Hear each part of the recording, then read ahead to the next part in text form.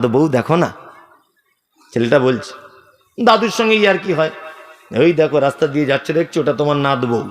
তার মানে কি ওর ভিতরে যৌবন একদম তোলপাড় করছে। তা দাদু ওর বাপকে মানে বেটাকে বলছে, আরে শামসুল একটু বিয়ে দিয়ে দে না, লাফালাফি করছে রে তোর ছেলেটা। ওর বাপ তখন বলছে, এক চড় মারবো তোর, দাঁত ফেলে দেবো তোর। কেন রে? নাক টিপলে দুধ বার হয়, 18 বছর বয়স, হাত পায়ে লম্বা হয়েছে, ইনকাম করতেছে, এই এমএ পাস কর তারপর বিয়ে দেবো। বিয়ে দিলে তোর বউকে খাওয়াবে কে? নিজের পায়ে দাঁড়া তারপরে বিয়ে করবি। নিয়ে বড় মোবাইল কিনে দিয়েছে, বলছে এইটা দিচ্ছি। হ্যাঁ, মোবাইলে অন্য মেয়ের সঙ্গে ন্যাংটো হয়ে ভিডিও কল করুক, ওতে দোষ নেই। কি বলছি বুঝতে পারছেন না? হ্যাঁ, কথাগুলো বাস্তব বলছি, আপনার সহ্য হবে না আমি জানি। অন্য মেয়ের সঙ্গে ফোনে ব্যভিচার করুক, ওতে প্রবলেম নেই।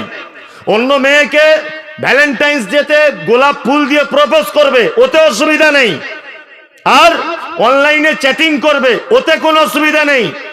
আর গোপনে গোপনে রামপুর হাটে গিয়ে যৌন পল্লীতে গিয়ে রাত কাটিয়ে আসবে, ও তো বেটা, ওতে অসুবিধা নেই। কিন্তু বৈধভাবে বিবাহ দিতে পারবে না। কারণ বলছে নিজের পায়ে দাঁড়াতে পারছে না। নিজের পায়ে দাঁড়াতে পারছে না, তো রামপুর হাট চলে গেল কি করে? হ্যাঁ, তুমি বদমাইশি জায়গা পাও না? এই আপনি এত দায়িত্বহীন লোক কেন? আপনার বেটা, আপনি বুঝতে পেরেছেন ওর যৌবন চলে এসেছে, বিয়ের জন্য লাফালাফি করছে, সাথে সাথে মোবাইল কিনে দেবার আগে ছোট একটা মেয়ে দেখে বিয়ে দিয়ে দেন।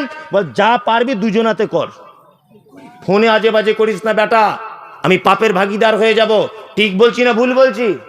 বড় মোবাইল পেয়ে গেলে দেখুন ও আর বিয়ে করতে চাইবে না। মানে 4-5টা অনলাইন আছে ওর। ও কার চাতে সময় দিব? ওর মাথাতে যেন পোকা লেগে গেছে, মাথা এয়ারপোর্ট।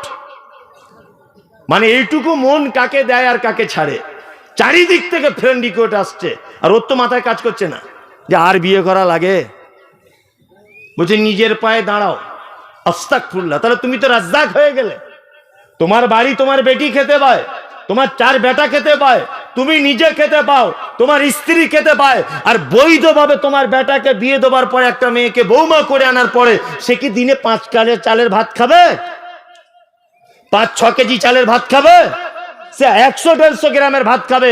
তুমি এইটুকু একটা বৌমার ভাত জোগাড় করতে পারবে না? তুমি বেটাকে বলছো যে নিজের পায়ে দাঁড়াও তবে বিয়ে করবে।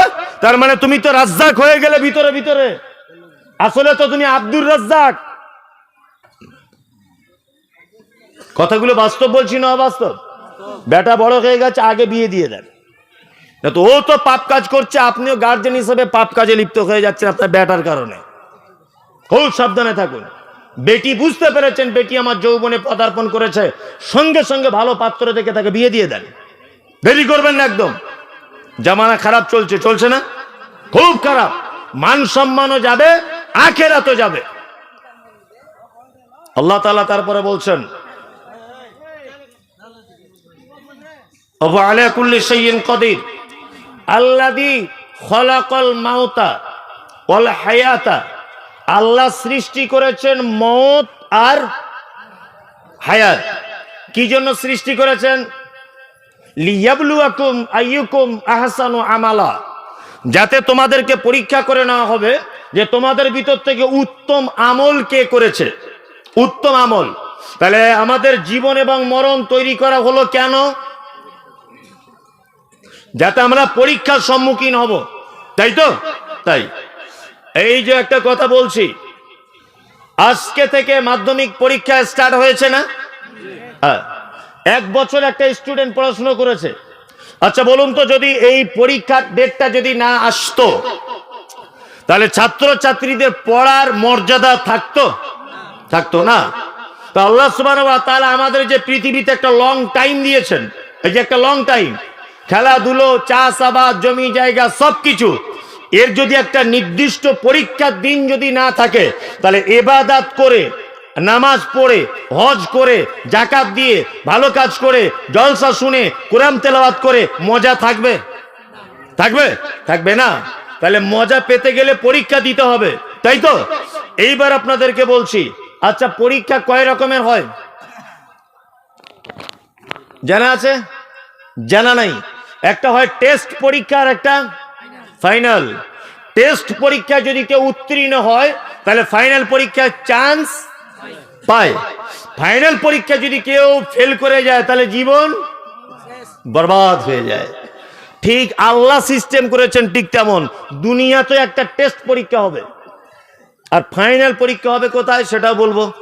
টেস্ট পরীক্ষা কেমন ভাবে দেবেন প্রস্তুতি নেন, ইনশাল্লাহ প্রস্তুতি নেব, ইনশাল্লাহ ইনশাল্লাহ টেস্ট পরীক্ষার প্রস্তুতি নেন। আল্লাহ তাআলা পবিত্র আল কোরআনুল কারীমের ভিতরে বলছেন, ওয়ালা নাবলু আন্নাকুম বিশাইয়্যিম মিনাল খাউফি ওয়াল জু' ওয়া নাকসিম মিনাল আমওয়াল ওয়াল আনফুসি ওয়াস সামারাত ওয়াবাশশিরিস সাবিরিন আল্লাযীনা ইযা আসাবাতুহুম মুসিবাতুন ক্বালু ইন্না লিল্লাহি ওয়া ইন্না ইলাইহি রাজিউন।